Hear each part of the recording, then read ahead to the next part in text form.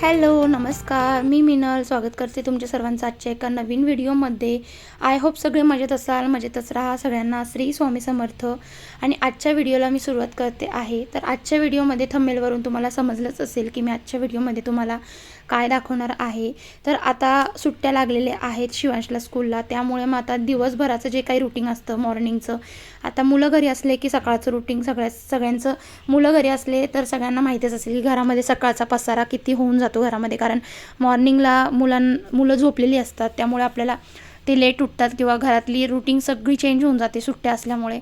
तर तसंच आजचा रुटीन आहे आणि सकाळी जवळपास 9 ते 12पर्यंत माझं सगळं घर मी कसं चकचक करते ते तुमच्यासोबत शेअर करणार आहे. शिवांश आता जवळपास 3-4 दिवसापासून घरीच आहे. स्कूलला सुट्टी लागलेली आहे त्यामुळे मग आता त्याला एकीकडे खेळायला सांगितलेलं होतं, पण तो सारखा माझ्या कंटिन्युअसली म्हणजे घरी असले मुलं की आपल्या पाठीमागेच फिरत असतात.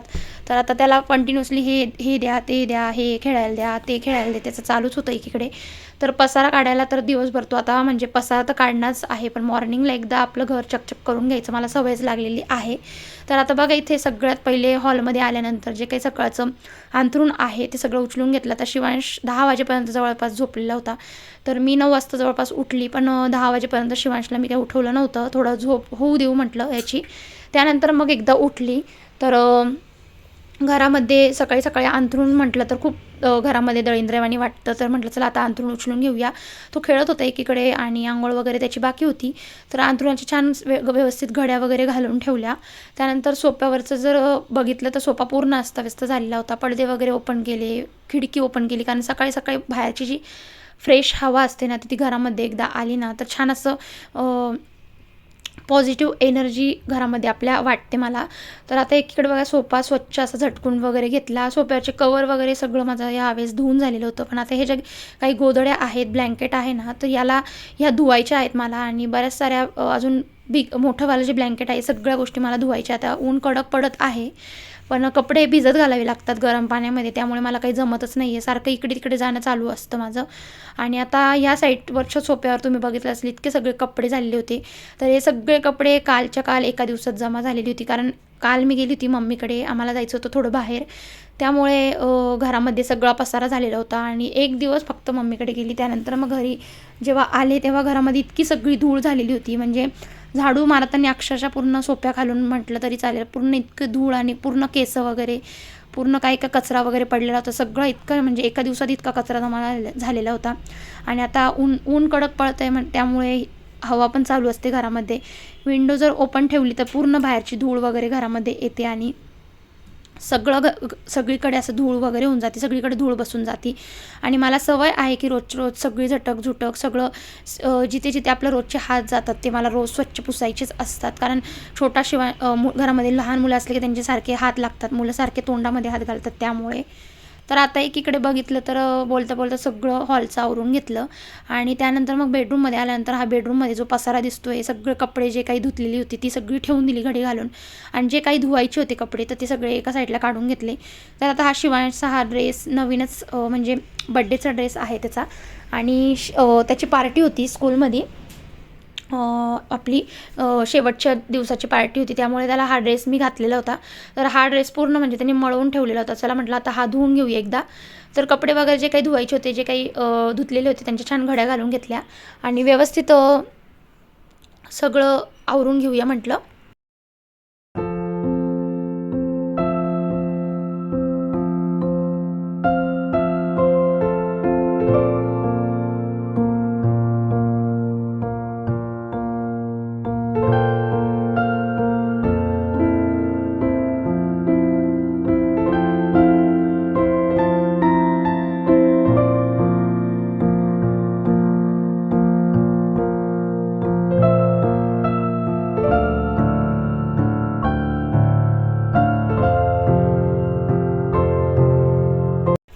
तर आता व्हिडिओमध्ये मधून मी थोडंसं म्हणजे बोलताना थोडं अडकते, तर थोडं दुर्लक्ष करा. कारण शिवांश मला म्हणजे मी व्हॉईस ओव्हर करत होते एकीकडे पूर्ण घरामध्ये, म्हणजे तो एकीकडे पूर्ण म्हणजे भिंतीची माती वगैरे काढून फेकत होता, त्यामुळे मग थोडं व्हिडिओमध्ये बोलताना मी अडकते. कारण आता मुलं घरी आहेत तर म्हटल्यावर हे दिवसभर चालणारच आहेत.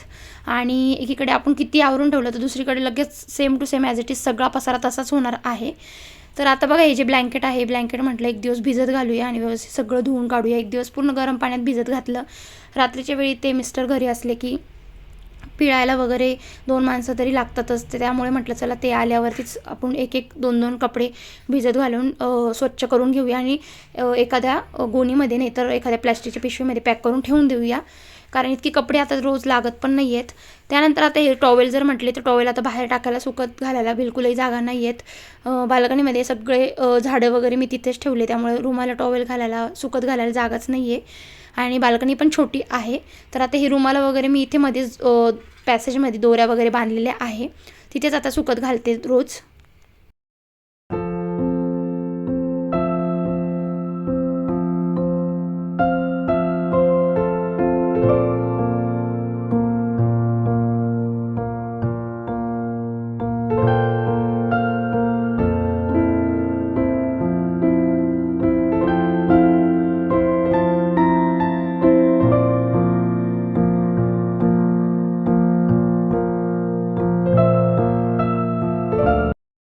तर आता इथे हा ड्रेस मला धुवायचा होता. त्याचं जॅकेट तर मी नाही धुणार आहेत, कारण जॅकेट फारसं खराब नव्हतं.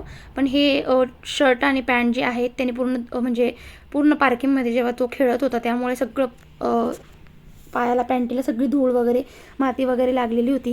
आणि आता ही बेडशीट वगैरे स्वच्छ सगळं आवरून घेतल्यावर तुम्ही बघू शकतात की ती स्वच्छ व्यवस्थित दिसत होतं. तर बेडशीट एकदा व्यवस्थित झटकून आणि अशी छान कडक अंथरून घेतली ना तर एकदम दिसायला एकदम पॉझिटिव्ह आणि छान वाटतं बेडरूममध्ये. तर आता बघा बाल्कनीमध्ये 2 दिवसापासून झाडांना पाणी दिलेलं नव्हतं, तर लगेच झाडं इतकी सगळी सुकून जातात ना. तर आता त्यांना छान असं पाणी वगैरे घालून घेतलं. 2-2 ग्लास मी पाणी रोज घालत असते. आणि हे माझं ब्रह्मकमळ आहे, जवळपास 1 ते 1.5 वर्ष झालेलं आहे याला. अजून म्हणजे फूल वगैरे काही आलेलं नाही आहेत, तर बघू आता. पण बाकी हे जे कळ्या वगैरे दिसत आहेत, ह्या कळ्या तुटून पडलेल्या ते हे शोचं झाडं आहेत. आणि हे कसं उगतं ते मला काही माहिती नाही आहेत, पण हे असेच मी खोचून ठेवले आहेत, ज्यामुळे त्याचे काही खालून जर मूळ वगैरे आले तर बघूया म्हटलं, कारण मी एका व्हिडिओमध्ये बघितलं होतं. आणि हे माझं दुसरे शोचे प्लॅन्ट आहेत, तर हे पण छान असे मस्त पाणी दिलं होतं, छान खुलले होते. तर चला म्हटलं तुमच्यासोबतसुद्धा असे शेअर करूया. हे बांबूचं झाडं आहेत, पण हे पूर्ण याचेसुद्धा पानं पिवळे पडले होते आणि याचंसुद्धा बॉटल जी आहे ती मला घासायची आहे, कारण यामध्ये जे मुळं वगैरे आलेले पूर्ण असे चिखल तयार झालेला आहे पाण्याचा. तर म्हटलं एकदा आपण आवरून घेऊया. तर आता दुसऱ्या किंवा तिसऱ्या दिवशी आता प्लॅन्टची पण क्लिनिंग वगैरे मी तुमच्यासोबत शेअर करेलच, प्लॅन्टची केअर वगैरे कशी करते. तर हे एक झाड आहे, ते मला बाजूला हळदी कुंकासाठी भेटलेलं होतं. शोचंच आहे फुलांचं, पण माहिती नाहीत काय नाव आहे त्याचं. तर आता बघू शकतात घरामध्ये आल्यानंतर ते फ्रीज रोजच्या रोज इतकी धूळ बसते ना, कारण खिडकी लगेचच समोर आहे आणि बाहेरची सगळी धूळ फ्रीजवर येऊन बसते. फ्रीजवर काही इतकं सारखा पसारा मी ठेवत नाही आणि तरीसुद्धा इतकं धूळ लागते ना, तर रोजच्या रोज मला असं पुसायला लागतंच. दिवसातून एकदा तरी मी पुसूनच घेत असते.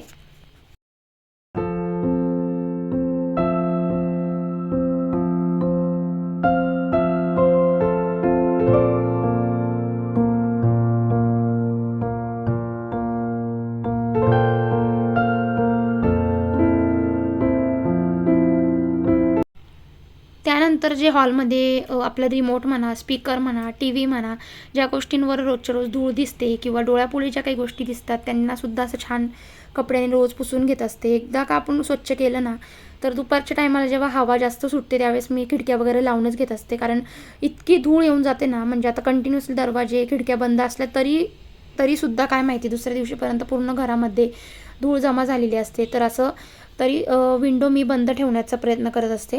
तर आता बघा पुसून घेतलं एकीकडे सगळं व्यवस्थित आणि आता ही इस्त्री सकाळी त्यांनी कपडे इस्त्री केले आणि इस्त्री मी त्या कोपऱ्यातच ठेवत असते. गरम असल्यामुळे थोडा वेळ साईडलाच ठेवते.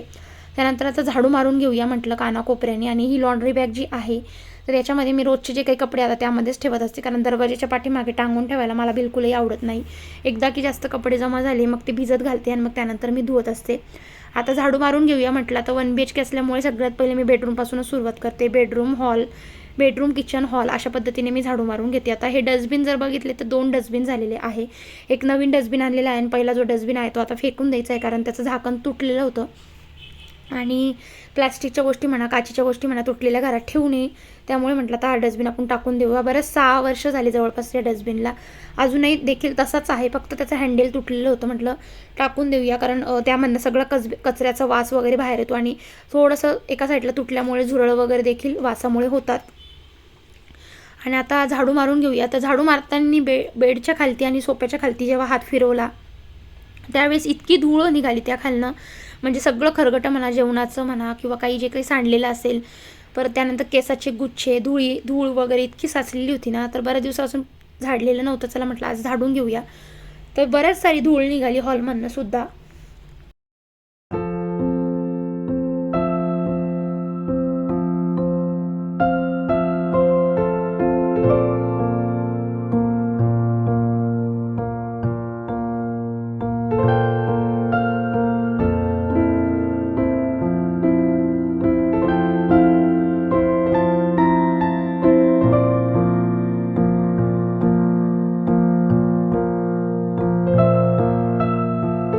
त्यानंतर मग घरातली सगळी वरची आवरासावर करून घेतली. बाकीचं काम जे उरतं म्हणजे ते किचनचं. आणि सांगायचं असं झालं की आता मला थोडंसं माठाबद्दल बोलायचं होतं.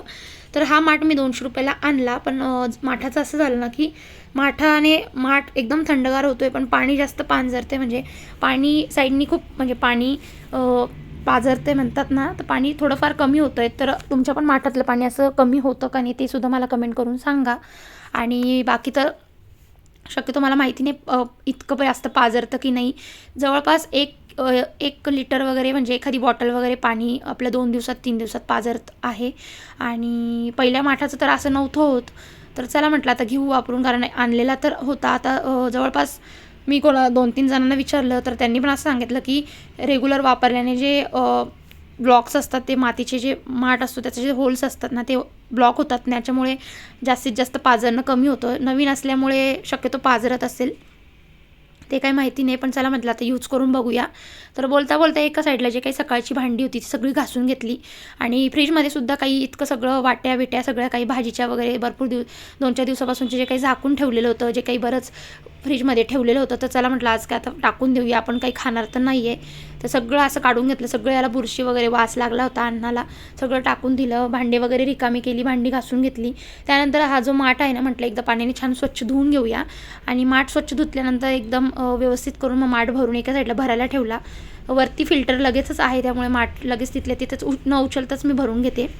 आणि आता ओटा पुसून घेत असते, कारण ओटा रोजच्या रोज मला असं पुसायची सवयच आहे. ओट्यावरती थोडीशी धूळ वगैरे असते, किंवा दिवसा एकदा उठल्यावरती मी असा माठ पुसूनच घेत असते. किचन ओटा. तर आता किचन ओटा सकाळचं काही थोडंसंच नॉर्मली स्वयंपाक केलेला होता, तर एकदा छान असं पुसून घेतलं ना, आता छान फ्रेश वाटतं किचनमध्ये सुद्धा. परत आपल्या संध्याकाळचा स्वयंपाक करायला सुद्धा मन लागतं. पसारा जर म्हटलं घरामध्ये, किचनमध्ये भांडी म्हटली ना, तर आपला अजिबात मूड होत नाही स्वयंपाक करायचा सुद्धा.